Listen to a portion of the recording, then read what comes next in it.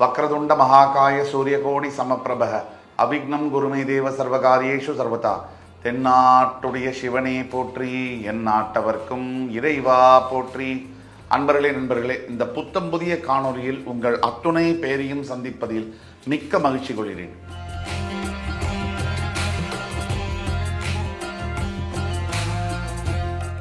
புத்தாண்டு, ஆங்கில புத்தாண்டு 2025.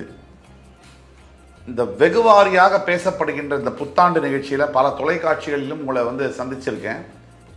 விஜய் டிவி வாயிலாக, ஜி தமிழ், தமிழா வாயிலாக அத்துணை தொலைக்காட்சிகளிலும் உங்களை சந்தித்ததில் பெருமகிழ்ச்சி கொள்கிறேன்.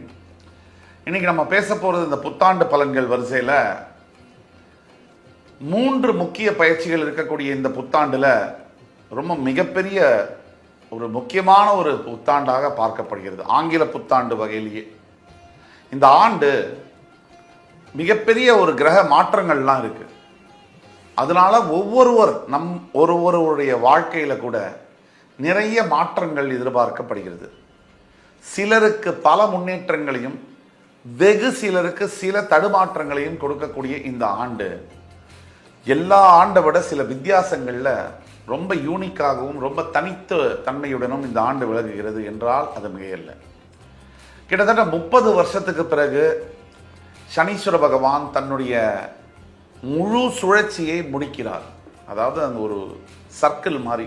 மேஷராசியில் கிட்டத்தட்ட 1995-96 ஆண்டு ஆரம்பித்த சனீஸ்வர பகவான் தன்னுடைய பயணத்தை 2025 ஆண்டு திருக்கணித பஞ்சாங்கப்படி மார்ச் 29 பயிரும் பொழுது, மீனராசியை அடையும் பொழுது அவருடைய சுழற்சியை முடிக்கிறதுக்கான லாஸ்ட் ராசியாக அங்கே நுழைகிறார். அவ்வளவு முக்கியமான ஒரு பயிற்சிகள், குரு பயிற்சி, ராகு கேது பயிற்சி போன்ற பல பயிற்சிகள் இடம்பெறுகிறது. இதில் ராஜாதி ராஜயோகம் பெறும் 3 ராசிகள் என்ன சார்? இந்த வருஷம் நல்லா இருக்கு சார், இந்த வருஷத்துல எந்தெந்த ராசிகளுக்கு ஃபர்ஸ்ட் கிளாஸா இருக்கும் அந்த முதல்ல சொல்லுங்க சார். அந்த கேள்விக்கான பதில் இந்த வருஷம் 2025 ஆங்கில புத்தாண்டு வரிசையில ராஜாதி ராஜயோகம் பெறும் ராசிகள் வரிசையில முதல் ராசியாக வருவது ரிஷபராசி. ரிஷபராசிக்கு தற்சமயம் வரை 10ஆம் இடத்திலிருந்து வந்த சனி பகவான் 11ஆம் இடம் என்று சொல்லக்கூடிய மீனராசிக்கு பெயரும் போது லாபஸ்தானத்தில் வரக்கூடிய சனி பகவான், அதாவது ராசிக்கு 3, 6, 11 இந்த இடங்கள்ல சனீஸ்வர பகவான் சஞ்சரிக்கும் பொழுது ராஜயோகத்தை தவிர்க்காமல் தருகிறார். லாபஸ்தானம்னா என்ன? சோர்ஸ் ஆஃப் இன்கம், பணம் எங்கிருந்து வரும், ஒரு மனிதனுடைய வாழ்க்கையில் எத்தனை பணம் சம்பாதிப்பார், பணவரவை வச்சு தான் இன்னைக்கு வாழ்க்கை. பணம் இல்லைன்னா ஒரு மரியாதை இல்லை. பணம் நிறையா இருந்தால் நமக்கு நம்மளை தெரியறதில்ல, பணம் நம்மக்கிட்ட இல்லைன்னா யாருக்குமே நம்ம தெரியறதில்லை. அந்த வகையில் இந்த லாபஸ்தானத்தில் இருக்கக்கூடிய சனி பகவான், வரக்கூடிய சனி பகவானால் 3ஆம் பார்வையாக ரிஷபராசியை பார்ப்பார். மிகப்பெரிய யோகங்களை தருவார். ஏன்னா ரிஷபத்திற்கு சனி யோகாதிபதி, அதாவது பாக்யஸ்தானத்திற்கு அதிபதி. இப்படி பல யோகங்களை 30 வருஷத்துக்கு ஒரு தடவை இந்த 3, 6, 11 7 வருஷங்கள் மிகப்பெரிய யோகங்களை தரக்கூடிய வகையில் சனி பகவான் எந்த ராசிக்குமே வேலை செய்வார். இந்த 3ஆம் இடம் 6, 11 இந்த இடத்துல வரும்போது ரிஷபத்துக்கு ஆல்ரெடி அவர் யோகஸ்தானத்துக்கு அதிபதி. ரிஷபராசியை பொறுத்தவரை எது ஒன்றும் நடக்கணும், ஒரு காரியம் வெற்றி அடையணும், நீங்க எடுக்கக்கூடிய முயற்சிகள் ஜெயிக்கணும், நீங்க எடுக்கக்கூடிய டிசிஷன்ஸ் சரியா வரணும் அப்படின்னா அதுக்கு சனியுடைய துணை இல்லாம உங்க வாழ்க்கையில முடியாது. அப்ப சனி பகவான் ஏழை மக்களை குறிப்பவர், எளியோரை குறிப்பவர், எளிய வாழ்க்கை முறையை குறிப்பவர். ரொம்ப ஹம்பிள்னஸ் சனி உங்க வாழ்க்கையில் இருந்தால் தான் ஹம்பிள்னஸ்ங்கிறது வரும். சனி ஒருவருடைய பார்வை ஏற்பட்டால் தான் மனசுல தன்னடக்கம் என்பது ஏற்படும். சனி ஒருவருடைய மனசுல வந்தால் தான் சில ஆன்மீக சிந்தனைகள் வரும். இப்படியாக சனி பகவான் ரிஷபராசிக்கு ராஜயோகத்தை கொடுப்பார். ராஜயோகம்னா என்னென்ன நடக்கும்? ரிஷபராசியை பொறுத்தவரை பல ராஜயோகங்கள் வரும். முதல்ல வரக்கூடிய ராஜயோகம் என்ன அப்படின்னு பார்த்தீங்கன்னா, இது நாள் வரை தொழில் ஸ்தானத்தில், தொழிலில் ஏற்படக்கூடிய சண்டைகள், சச்சரவுகள், தொழிலில் இருக்கக்கூடிய ஒரு அதிருப்தியற்ற தன்மை, தொழிலில் வந்து தேக்க நிலை, இதெல்லாம் உடஞ்சு போகும். எந்த ஒரு புதிய தொழிலை முன்னிறுத்தி நீங்கள் நடத்தினாலும் அந்த தொழிலில் பெரிய லாபம் வரக்கூடிய விஷயங்கள் நடக்கும். அதாவது லாபம்னா, இப்போ நீங்கள் செய்யக்கூடிய 10ஆம் இடம் என்பது தொழில் ஸ்தானம். அதற்கு அதிபதியான சனி பகவான் 11ஆம் இடத்தில் சஞ்சாரம் செய்யும் பொழுது உங்களுக்கு எந்த தொழில் சம்பந்தப்பட்ட விஷயங்களும், உங்களுடைய கர்மம், அதாவது நீங்கள் செய்ய வேண்டிய வேலைகள், டாஸ்க், செயல்கள் சம்பந்தப்பட்ட விஷயங்களும் சாதகமாக வரும். அது மட்டும் இல்லை, திடீர்னு வரக்கூடிய பூர்வீக சொத்துகளாக இருக்கட்டும், பூர்வீக பைசாவாக கோர்ட்டு வழக்கு சம்பந்தப்பட்ட பூர்வீக சொத்துக்கள் வரவேண்டியதாக இருக்கட்டும், அல்லது லாட்ரி டிக்கெட்டு, திடீர் அதிர்ஷ்டம் யோகமாக இருக்கட்டும், இதெல்லாம் ரிஷபராசி என்பவர்களுக்கு வரக்கூடிய வாய்ப்புகள் 100% உண்டு. சனி பகவானுடைய 3ஆம் பார்வை உங்கள் ராசியின் மீது விழுவதால் அதீத ஆன்மீக பலம், அதீத ஆன்மீக சக்தி, அதீத தெய்வ சிந்தனை, அதீத தர்ம குணங்கள் இதெல்லாம் ஏற்படும். மற்றவர்கள் மேலே கரிசனம் ஏற்படும். சிம்பத்தைஸ் பண்றது, இரக்கப்படுவது போன்ற குணாதிசயங்கள் வரும். தர்ம காரியங்கள் நோக்கி உங்கள் மனம் பயணப்படும்.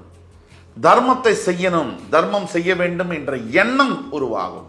அவருடைய 7ஆம் பார்வையாக உங்களுடைய 5ஆம் இடம் என்று சொல்லக்கூடிய கன்னிராசியில் பார்வை விழுவதனால் தடங்கல்களாக இருந்த காரியங்கள் நிறைவேறும். அதாவது இது நாள் வரை பல ஆண்டுகளாக தடைகளாக ஒரு காரியம் வந்து ஜெயிக்கலை, ஒரு காரியம் வந்து நடக்கலை, அந்த மாதிரியான விஷயங்கள், தடைகளை தாண்டி தடைகள் எல்லாம் உடைந்து அது வரலாறு படைக்கக்கூடிய அளவில் அந்த காரியங்கள் சித்தியாகும். இது ஒரு பக்கம். அவருடைய 10ஆம் பார்வையானது உங்களுடைய அஷ்டமஸ்தானத்தின் மீது படுவதனால் இது நாள் வரை நினைத்து பார்க்க முடியாத யோகங்கள் கிடைக்கும். திடீர் அதிர்ஷ்டங்கள், திடீர் வீடு, மனை, வாகனம், திடீர் வெளிநாட்டு சம்பந்தப்பட்ட வேலை வாய்ப்புகள், யோகங்கள், திடீரென்று பலதரப்பட்ட பிஸ்னஸ் டெவலப்மெண்ட்டு, வியாபாரத்தில் வந்து திடீர்னு பார்த்தீங்கன்னா ஒரு மிகப்பெரிய வளர்ச்சி, எதிர்பாராத யோகங்கள்னு சொல்லுவோம். இதுவரைக்கும் நடக்கவே நடக்காது, இதுவரைக்கும் வாய்ப்பே இல்லை அப்படின்னு நம்ம நம்பக்கூடிய பல யோகங்கள் நடக்கும். இந்த சோஷியல் மீடியாவை பொறுத்த வரைக்கும் ஹேட்டர்ஸ், அதாவது எப்பவுமே வெறுப்பாளர்கள், எதையுமே தப்பாகவே பேசக்கூடிய, நெகட்டிவாக பேசக்கூடிய கண்ணோட்டம் உடையவர்கள் எல்லா இடத்துலையும் இருப்பாங்க. சோஷியல் மீடியாவில் எஸ்பெஷலி நிறையா இருப்பாங்க. பெரிய மகான் ராகவேந்திர சுவாமியே பேசினாலும் அவங்க அதை தான் பேசுவாங்க. அதை பற்றி நம்ம கவலைப்பட போகிறதில்லை. ஆனால் உங்களுக்கு ரிஷபராசி என்பவர்களுக்கு மிகப்பெரிய யோகமான மாற்றங்கள், வாழ்வையே மாற்றக்கூடிய மாற்றங்கள் நடக்கும். இந்த 8ஆம் இடம் என்பது திடீர் யோகம். திடீர் யோகம்னா சரியான யோகம். யோகம்னா சாதாரணமாக வரக்கூடிய யோகம் இல்லை. ஒரு 100 ரூபாய் சம்பாதிச்சுட்டு இருந்தவருக்கு ஒரு 10 கோடி கிடைச்சா எப்படி இருக்குமோ அந்த மாதிரியான யோகங்கள் ரிஷபராசி என்பவர்களுக்கு வரக்கூடிய வாய்ப்பு உண்டு.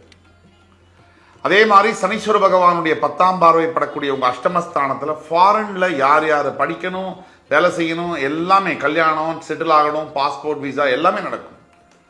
தவிர வண்டி வாகனங்கள் சொல்லுவோம், நம்ம ஒரு ப்ரைடுன்னு சொல்லுவோம். ஒரு இடத்துல வண்டி, நல்ல வண்டி இருந்தாலும் நம்மளை மதிப்பாங்க இந்த காலகட்டத்தில்னு சொல்லுவோம். அந்த வண்டியெல்லாம் கிடைக்கக்கூடிய யோகங்கள் ரிஷபராசி என்பவர்களுக்கு உண்டாகுது.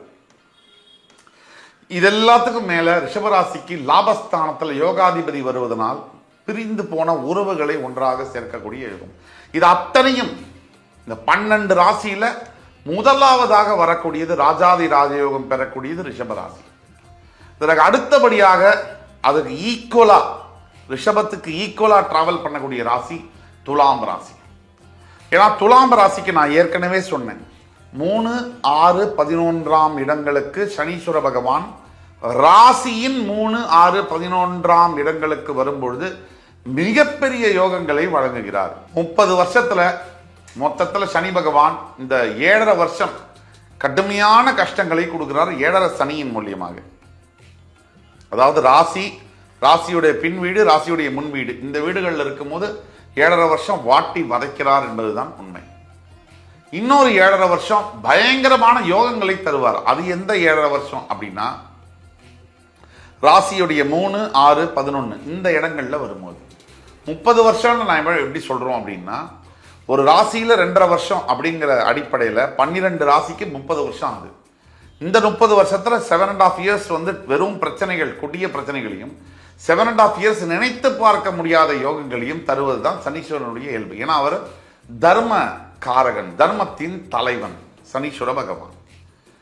ஆக இதுக்கு அடுத்தபடியாக துலாம் ராசின்னு நம்ம சொன்னதுக்கு காரணம், உங்கள் ராசியின் 5ஆம் இடம் கும்பத்திலிருந்து 6ஆம் இடம் என்று சொல்லக்கூடிய மீனத்திற்கு வருகிறார் சனி பகவான்.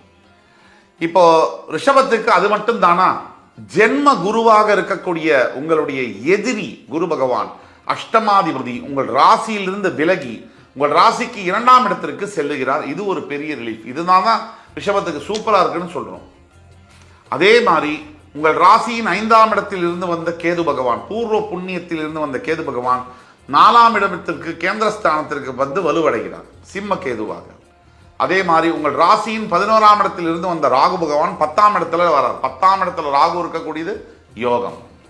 இப்ப இவ்வளவும் இருக்கு. இதனால தான் ரிஷபத்துக்கு டாப்னு சொல்றோம்.